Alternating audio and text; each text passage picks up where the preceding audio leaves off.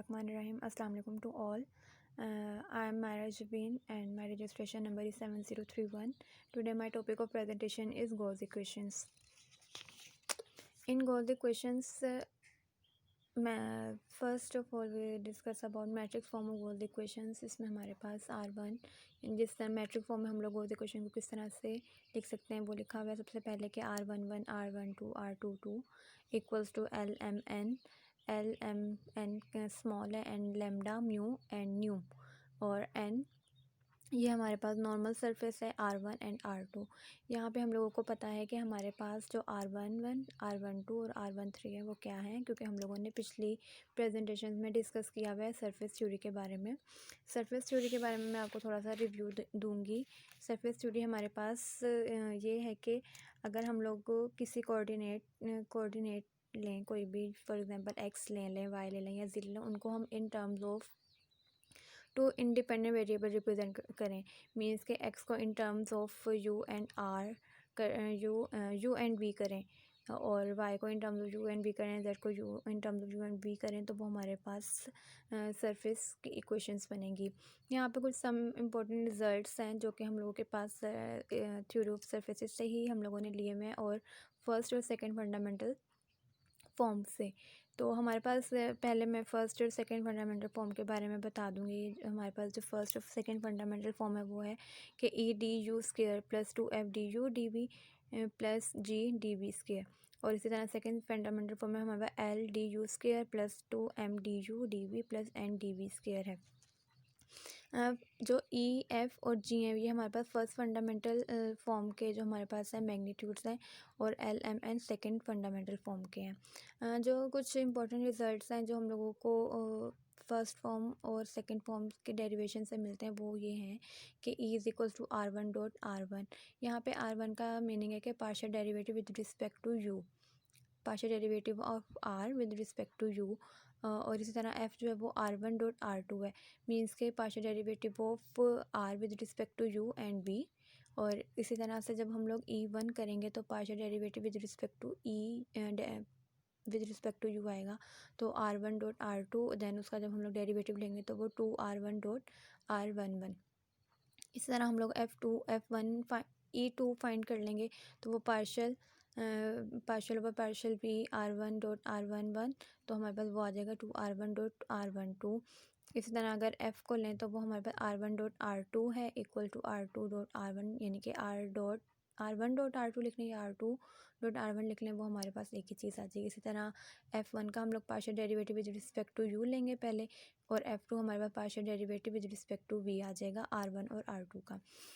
Next हमारे पास g जो है वो हमारे पास R2 और R2 dot R2 means R2 square के इक्वल है. उसका हम लोग G1 जब लेंगे तो वो with partial derivative with respect to u, और जब G2 लेंगे तो वो partial derivative with respect to v आ जाएगा. नेक्स्ट हमारे पास फार्मूला ऑफ गॉस है.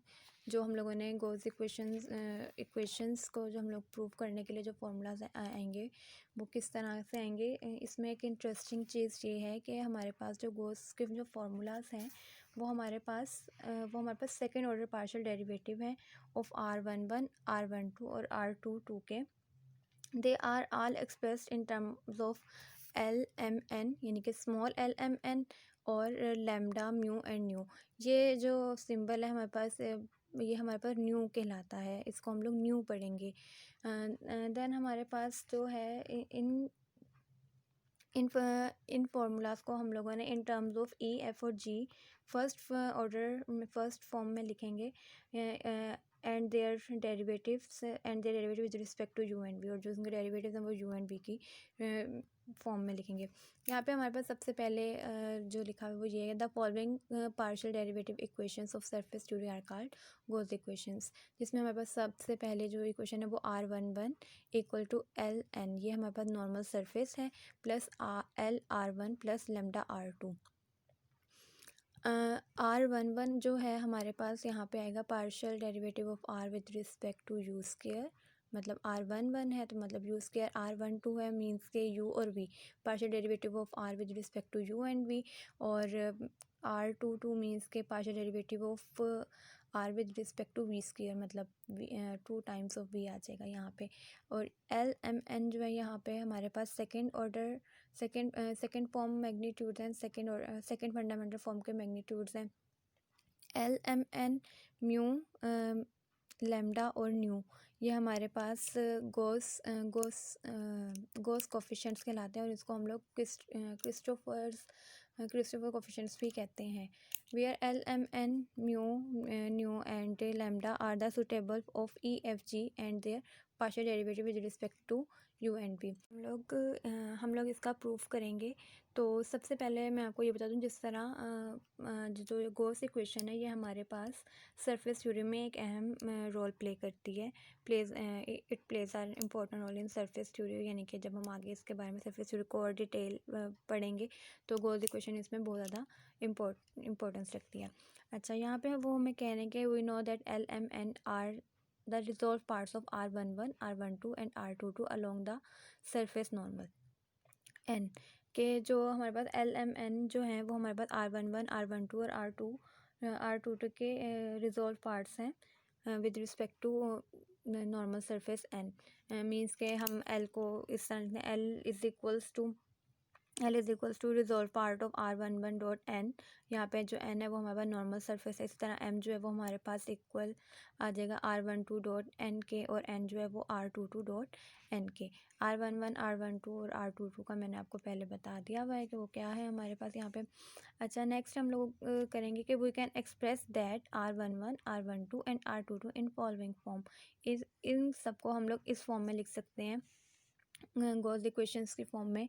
Means R11 is equal to L N plus L R one plus lambda R2। इस तरह R12 को हम लोग लिखेंगे M N plus M R one plus mu R2 and R22 is equal to N N plus N R1 plus new R2। इस first equation जो हम लोगों के पास आई है, फर्स्ट जो हम लोगों ने ये लिया है, ये गॉस फार्मूलाज हैं। इनको हम लोग इनके लिए फाइंड करेंगे इनकी L M N, small L M और एन, और लेमडा म्यू और न्यू की सुटेबल वैल्यूज़ फाइंड करेंगे in terms of E F और जी। ई एफ और जी हमारे पास यहाँ पे first fundamental form of magnitudes हैं and their partial derivatives in terms of या in with respect to you and V. E means कि हम लोग यहाँ पे L M N, lambda mu और न्यू के वैल्यूज़ फाइंड करेंगे in terms of E F G. So उसके लिए हम लोग सबसे पहले क्या करेंगे, सबसे फर्स्ट में हम लोग एल और लेमडा की वैल्यूज़ फाइंड करेंगे। तो हमारे पास R11, हमारे पास जो फर्स्ट इक्वेशन थी, फर्स्ट गॉस इक्वेशन जो उसकी हम लोगों ने फर्स्ट पार्ट लेंगे, उस फर्स्ट इक्वेशन का फर्स्ट पार्ट लेंगे जो R11 equals to L N plus L R one plus lambda R2 है।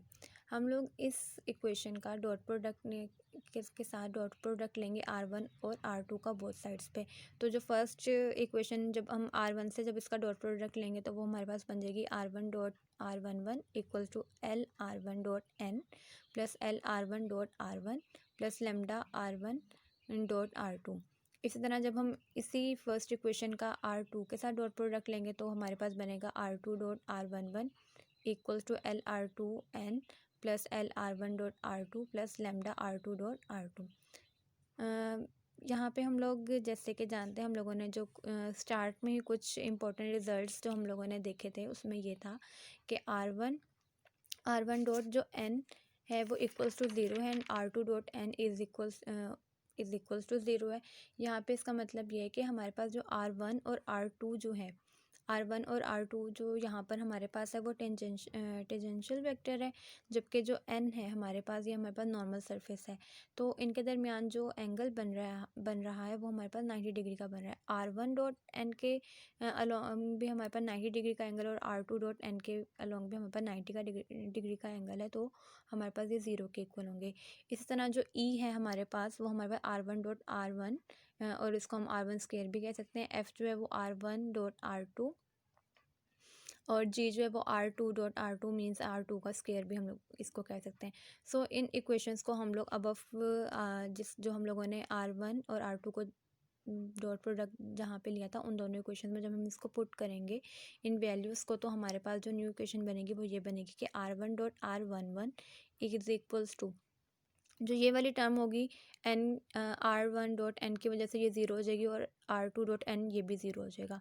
जो हमारे पास पीछे जो टर्म बचेगी वो R1 डॉट R1 बचेगी और R1 डॉट R1 हमें पता है कि वो हमारे पास ई के इक्वल है और R1 डॉट R2 जो है वो हमारे पास एफ़ के इक्वल है। इसी तरीके से हम लोग यहाँ पे भी सारी वैल्यूज़ पुट करेंगे तो हमारे पास सेकंड इक्वेशन बन जाएगी, वो जो कि होगी R1 dot R11 is equal to L E plus lambda F and R2 dot R11 is equals to L F plus lambda G. अब यहाँ से हम लोगों ने in terms of E F और जी हम लोगों ने वैल्यूज़ निकालनी है, इनको in terms of E F G करना है और पार्शियल डेरिवेटिव्स करेंगे with respect to you and v.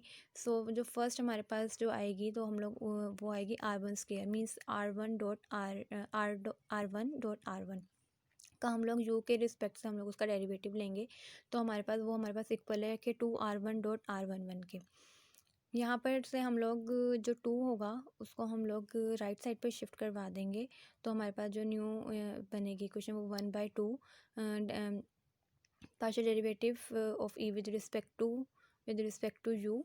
और ई हम लोगों ने यहाँ पे इसलिए लिखा क्योंकि हम लोगों को पता है कि R1 स्क्वायर या R1 डॉट R1 जो है वो हमारे पास ई के इक्वल है, is equals to R1 dot R11।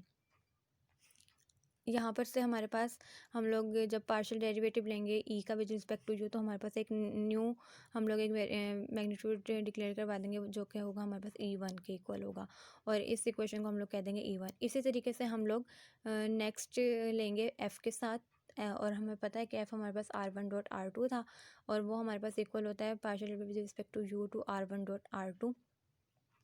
यहाँ पर हमारे पास आ जाएगा R1, इसका हम लोगों ने बाय डॉट प्रोडक्ट हम लोग इसका पार्शियल डेरिवेटिव करेंगे तो हमारे पास आ जाएगा R11 dot R2 plus R1 dot R12। अब हम लोगों को R2 डॉट R11 की वैल्यू चाहिए तो हम लोग उसको इसी साइड पे रहने देंगे और दूसरी साइड पे जाकर जो हमारे पास R1 डॉट R12 होगा ये हमारे पास माइनस हो जाएगा। Partial derivative of F with respect to u जो है वो हमारे पास आ जाएगा F1 के इक्वल आ जाएगा। और हम लोगों ने पीछे कुछ जो इम्पोर्टेंट रिजल्ट्स किए थे उसमें हम लोगों ने एक टर्म यूज़ की थी, वहाँ पर हमारे पास ये था कि E2 जो है हमारे पास E2 जो हम लोग लेंगे वो हमारे पास इक्वल होता है partial derivative with respect to V और R1 dot R1 is equal to 2R1 dot R12 के। तो यहाँ पे हमारे पास R1 डॉट R12 है तो हम लोग इसको लिख सकते हैं कि half by partial derivative with respect to V into R1 square लिख देंगे। नेक्स्ट हमारे पास जब हम इसको मज़ीद सॉल्व करेंगे तो हमारे पास वैल्यूज़ आ जाएंगी R2 dot R11 is equal to F1 minus 1/2 E2 जिसको हम लोग E2 इक्वेशन का नाम दे देंगे। अब इन दोनों E1 जो हम लोगों ने पीछे फाइंड की थी वैल्यू इक्वेशन बनाई थी और E2 ये नेक्स्ट हमारे पास जो है। Now put the values of R1 dot R11 and R2 dot R11 from E1 and E2 respectively into equation 2 we get. जब हम इक्वेशन 2 में इसको पुट करेंगे तो हमारे पास जो न्यू वैल्यूज़ बनेंगी वो हमारे पास ये बनेंगी, हम लोगों ने R1 डॉट R11 और R2 डॉट R11 की वैल्यूज़ को जब पुट किया तो हमारे पास दो न्यू इक्वेशंस बनी। अब मज़ीद इन दोनों इक्वेशंस को हम लोग साइमल्टेनियसली सॉल्व करेंगे, देन हमारे पास L और लेमडा की वैल्यूज़ आ जाएंगी। L की जो हमारे पास वैल्यू आएगी वो half F square minus F1 plus half G(E1) और डिनोमिनेटर में E(G) माइनस एफ स्क्वायर। और इसी तरह लेमडा की जब हम लोग इन्हीं दो इक्वेशंस को जब हम लोग साइमल्टेनियसली सॉल्व करेंगे तो हमारे पास लेमडा की भी वैल्यू आ जाएगी जो कि है -1/2 F(E1) plus E(F1) minus half E(E2) divided by E(G) minus F2। Next हम लोगों ने इसका जब हम लोग न्यूमिनेटर में जो टर्म है उसका हम लोग एलसीएम लेके सॉल्व करेंगे तो हमारे पास एल और लेमडा की न्यू वैल्यूज़ आ जाएंगी जिसको हम लोग इक्वेशन 3 का नाम देंगे। और हमारे पास जो एक न्यू हम लोग मैग्नीट्यूड के तौर पे हम लोग एच स्क्वायर जो है वो हमारे पास E(G) माइनस एफ स्क्वायर के इक्वल होता है। नेक्स्ट हम लोग कैलकुलेट करेंगे म्यू और एम की वैल्यूज़। इसके लिए अब हम लोगों ने जिस तरह गॉस फार्मूला की फर्स्ट इक्वेशन ली थी, अब हम लोग सेकंड इक्वेशन लेंगे R12 वाली। जब हम लोग R12 की जब इक्वेशन लेंगे, इसको भी हम लोग इसी तरीके से R1 और R2 के साथ इन दोनों का हम लोग डॉट प्रोडक्ट लेंगे। इन दोनों का जब हम डॉट प्रोडक्ट लेंगे, देन हम लोगों को वैल्यूज़ हम लोगों को पता है कि हम लोगों के पास जो R1 डॉट एन होगा, ये तो हमारे पास हमेशा ज़ीरो के ही इक्वल होगा, क्योंकि इनके दरमियान 90 डिग्री का एंगल है, एंड तो वो इसलिए ज़ीरो है। इसी तरह R2 डॉट एन भी हमारे पास ज़ीरो के ही इक्वल होगा। R1 जो है हमारे पास वो E के इक्वल है, जैसे कि हम लोग जानते हैं, और R1 डॉट R2 जो है वो हमारे पास F के इक्वल है। यहाँ पे हम लोगों ने इसकी वैल्यूज पुट कर दी, तो हमारे पास दो न्यू इक्वेशंस आएंगी, M E plus mu of F, जो कि हमारे पास इक्वल है half of partial derivative with respect to V R1 square, और वो हमारे पास आ जाएगा 1/2 टू R12 और R12। जिस तरह हम लोगों ने जब हम लोगों ने लेमडा की वैल्यूज़ जो हम लेमडा और एल की वैल्यूज जिस तरह से हम लोगों ने निकाली है, इसी तरह से हम लोग म्यू की और एम की वैल्यूज़ भी निकालेंगे। इसमें भी हम लोगों ने नेक्स्ट वही करना है। हमारे पास दो इक्वेशंस बन जाएंगी इन टर्म्स ऑफ एफ और जी। उनको हम लोगों ने इन दोनों इक्वेशंस को हम लोगों ने दोबारा साइमल्टेनियसली सॉल्व करेंगे, तो हमारे पास एम और म्यू की वैल्यूज़ आ जाएंगी, जिसको हम लोग फोर्थ इक्वेशन का नाम देंगे। इसी तरह इसके बाद हम लोगों ने लास्ट टू जो हमारे पास रह गई हैं, एन की और न्यू की वैल्यू हम लोगों ने फाइंड करनी है। अब इन दोनों की वैल्यूज़ फाइंड करने के लिए हम लोग जो हमारे पास गॉस फार्मूला है उसकी लास्ट इक्वेशन ले लेंगे, और उसको भी हम लोग R1 और R2 के साथ हम लोग उसका on both side dot product लेंगे। जब उसके साथ हम लोग डॉट प्रोडक्ट लेंगे, तो देन हम लोग वही प्रोसीजर दोबारा रिपीट करेंगे जिस तरह हम लोगों ने फर्स्ट टाइम में किया था। हम लोगों ने एफ़ की वैल्यूज पुट करेंगे जी की, और जहाँ पे हमारे पास R1 डॉट एन बन रहा होगा वहाँ पे हम लोग ज़ीरो पुट कर देंगे, और जहाँ पे R2 डॉट एन बन रहा होगा वहाँ पे भी हम लोग ज़ीरो पुट कर देंगे। जब हम लोगों के पास ये फिर दो इक्वेशंस बनेंगी, इनको हम लोगों ने दोबारा साइमल्टेनियसली सॉल्व करना है, ताकि हमारे पास एन और न्यू की वैल्यूज़ आ जाएँ। तो हमारे पास जो दो न्यू वैल्यूज़ आएंगी वो हमारे पास आ जाएंगी। न्यू की वैल्यू आ जाएगी वो 1/2 एच स्क्वायर और 2G(F)² minus G(G1) minus F(G2), और न्यू की वैल्यू आ जाएगी हमारे पास 1/2 H square EG² minus 2FF2 plus FG1। इसको हम लोग फिफ्थ इक्वेशन का नाम देंगे। इसी तरह हमारे पास जो इक्वेशन 3, 4 और 5 जो है वो हम लोगों को वैल्यूज़ देती हैं गॉस कोफिशिएंट्स की इन टर्म्स ऑफ EFG। हमारे पास जो गॉस कोफिशिएंट्स थे वो थे हमारे पास LMN, लैम्डा, म्यू और न्यू। तो उनको हम लोगों ने जब सॉल्व किया, उसमें हम लोगों ने बारी बारी हम लोग गॉस फार्मूला के इक्वेशन को लेकर चलेंगे। सबसे पहले डॉट प्रोडक्ट लेंगे, देन उसमें हम लोग जो जो वैल्यूज़ हमें पता है, जिस तरह हम लोगों ने जो फर्स्ट में मैंने सम इम्पोर्टेंट रिजल्ट्स आप लोगों को बताए हैं, उसमें से हम लोग वैल्यूज़ देखेंगे, हमें पता होंगी, तो हम लोग उसमें पुट करते रहेंगे और उसको फिर साइमल्टेनियसली सॉल्व करेंगे और उनकी वैल्यूज़ हम लोग निकाल देंगे। और इसी तरह हम लोग EFG की फॉर्म में जो है हम लोग गॉस कोफिशिएंट्स को फॉर्म बता देंगे, जो कि फर्स्ट फंडामेंटल फॉर्म है, और इन and their partial derivative with respect to U and V। Thank you.